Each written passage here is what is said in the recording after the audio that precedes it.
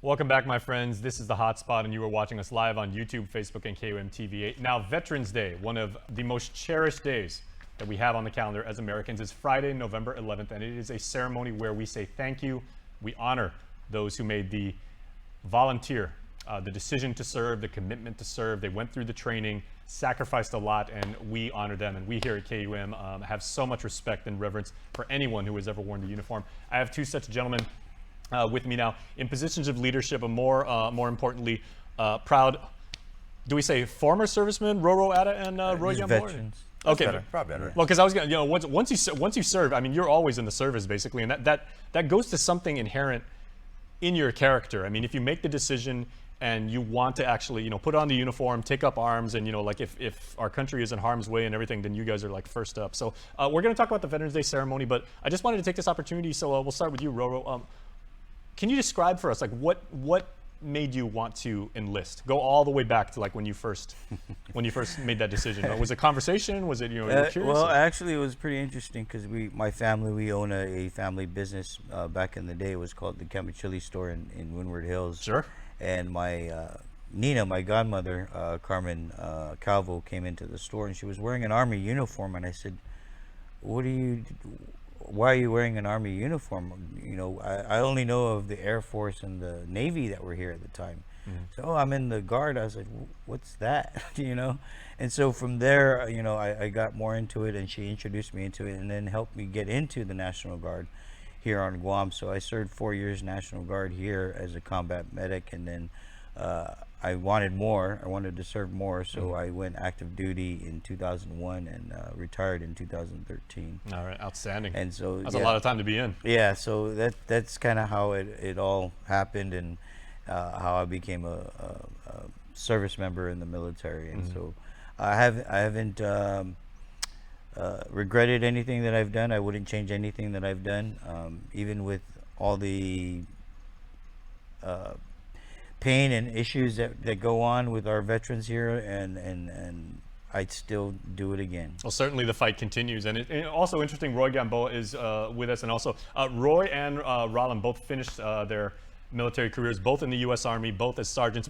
Both, I would say, you guys definitely earned those 3 stripes that you wore. But Roy, take me back, and what made you enlist? Okay, well, go all the way back. I don't think we have enough time, Jason. Going all the way back, I think we're about the same age. Deciding to enlist, I figured I wanted to join the military, but I didn't want to go too far. So back then, the Army Reserve Unit was actually right down there in Sumai. And figured, all right, let me go get some skills, and came home, served with the reserves for a little bit in the 90s. And then after 9/11, kept trying to find a way to get back into the service. And so I spent a year with the Guam Army National Guard, also as a combat medic. And the little update to your moment right there was after the Guard, I actually enlisted into the Marine Corps. So I had to go back and do boot camp all over again. Ooh. 2004. That must have been fun. Oh yeah, I thought I was ready. I've been there, done that. How is it being yelled at by an Army drill instructor and then getting yelled at by the Marines? Well, so the Marine Corps drill instructor, I was older than 2 of them. So yeah, but there is a certain respect, I know, that if you go through training like in a different branch multiple times and everything like that, they may be harder on you, but they also say, we know what you've been through to get here. Well, in some cases, it's I wouldn't say it's easier. You're expected to do more, to know more. So that can be a little bit more challenging. I ended up being the guide and the honorman during boot camp. Outstanding. Came home, went through some additional MOS training, and about 3 weeks after MOS school, they're like, hey son, you're going off to Iraq. Okay, be careful what you ask for, right? That was the reason why I wanted to serve. Did a pump in Fallujah, then did another pump to Ramadi, and I said, I've got kids to go home to. I'm done. So like Roro, well, for me, it was 4 years active duty in the Marine Corps, and like Ro said, no regrets. Of course, while you're in the suck, you're like, yeah, I want to get the hell out of here. Yeah. But when you look back at it, some of those times were the best and the worst times of your life, but you wouldn't trade it for anything. And certainly your 2 stories are very, very unique, as all veterans are. But at the same time, you all share something that's common, as I said, like in your DNA, like to want to get in the fight, to want to be, the first guy through the door if, someone's in trouble and everything. And we as civilians, I'm talking like from me over here, because even our Pete Anderson, like a veteran, right, Pete? Pete was E7 when he got out. He was air artillery, and we thank Pete for his service too. So, what can we do more for those of us who did not have the honor of wearing the uniform and everything to make sure that that you, all of your comrades, everyone who put on the uniform, is respected, is acknowledged, and is certainly taken care of, because you guys went through a lot. Well, I mean, the best thing I can ask for is, when we reach out to the community for help, just know that we're not asking, to just get money.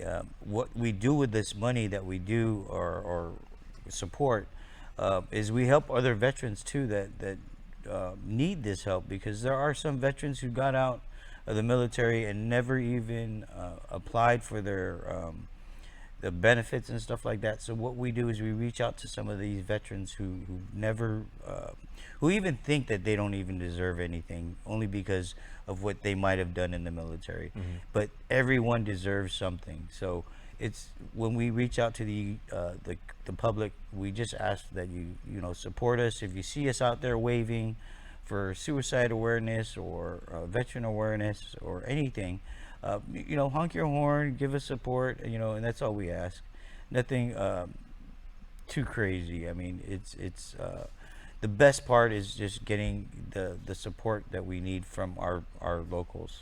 Now, I've been very, very privileged and honored to cover several Veterans Day ceremonies over the years, and you go there and you see people of different age range. You see those guys that just say Vietnam vet. You go up and you shake their hand, or some guys say like, this is the ship I served on. Like I'm wearing my ribbons right now. Some guys actually wear their service uniform. And Roy, with the Veterans Day ceremony coming up on the 11th and everything, you guys are actually asking vets to wear their uniforms, and if we civilians like me, we can wear island wear and we can all gather together. Right? Yeah, that'd be great. We're expecting about 500, not only veterans but civilians, to be able to show up and participate. Right. There's a lot of family members. I mean, let's face it, Guam has the highest enlistment rate in the country, and it's been that way for, I'd say, decades. Yeah, we're very proud of that too. We're very proud of it, and coming out of COVID and all that stuff, right? It's good to see everybody get back together again. Like you said, there is a level of brotherhood and camaraderie between veterans themselves. We might poke fun at each other for our different branches or whatever it may be, but you know what? It's been that way forever. And you got a lot of jokes, because you're both a soldier and a Marine, so you got more jokes than both. Yeah, I didn't bring my crayons today, but it's great. We want everybody to be able to come out. It's going to be at the Ipao Beach, 11/11. Every year, it's going to be on November 11th at 11 a.m. for the ceremony. I understand that there's going to be a flyby. There will be canopies, there will be tents, there will be designated parking areas for those that are disabled and do need assistance. I think we're also trying to lock on some golf carts to help them help transport in and out of the parking lot and things like that. And also, a lot of veterans are bikers themselves. So there will be a Wounded Warrior ride that morning, or commencing right after that. So a lot of great day of events, VFW, you name it. If you are part of a veterans organization, wear your shirt, wear your uniform, represent. If you can still fit your blues or your khakis or whatever, maybe by all means, slap them on. The hair might be a little bit longer these days, and maybe the belly's a little bit, but you should be able to fit into your Class Bs, right? Come on out. I believe we're locking on some food and snacks and things like that. But just come down and visit with your friends, your family. We're just like everybody else, and it's just a matter of respect. It's our day. We remember those that have we fought side by side with. And it's a day of celebration. Yeah. Now, Ro, I'd like to talk about maybe a topic that I know you've talked to me about on this very set several times. But as you said, us civilians sometimes have a misconception of exactly what a veteran is, because they're like, oh yeah, my cousin did 3 years in the Navy before he went to college, or and then he did a couple years, then he got out and everything. Everyone that actually went through training and did serve for a specific point of time is a vet, right? But yes. But for people, for whatever reason, why they haven't joined up, with a veterans organization, like Roy said, or maybe they bear, they saw some things over there that they're still dealing with, or they're just like, I wasn't in long enough, my rank isn't high enough, what can you say to them to encourage them to, again, be part of that brotherhood and say, you made the commitment, or like they say, we all spill the same blood in the same mud and everything like that, so we'll welcome you with open arms. And for those that have been tentative to actually coming out and being a vet. Yeah, so anybody that served, it didn't matter if they were a clerk that did all the paperwork, or the unit deployed and they stayed behind to take. Those guys are also important. They make sure That's a that good you point. get Some people your might say, pay. I never did combat, so I can't be so- part of it. But they're absolutely welcome. Yeah, they're very important because they can make sure that the families are taken care of. All the issues that we have while we're down there, they can't. I mean, we can't take care of it because we're out there, and so those guys in the rear that still take care of all the paperwork and everything that we can't do.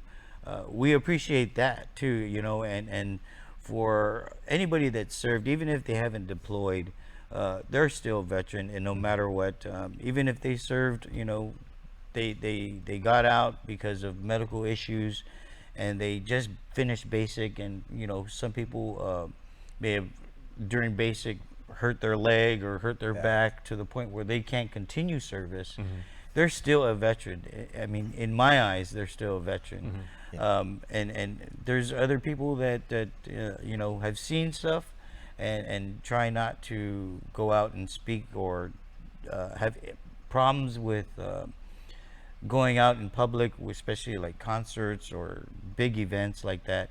We still try and encourage them because there's other groups out there that try and help support them, like GY 671. They go out and they reach out to these veterans who have problems of they stay at home, they don't go out, they don't do nothing, or they have problems with even just connecting with their loved ones. So the battlefield that they're now on is more silent and more internal. Yes. Yeah, so this, jumping on that right there, this is an appeal to not just the veteran, but even family members, right?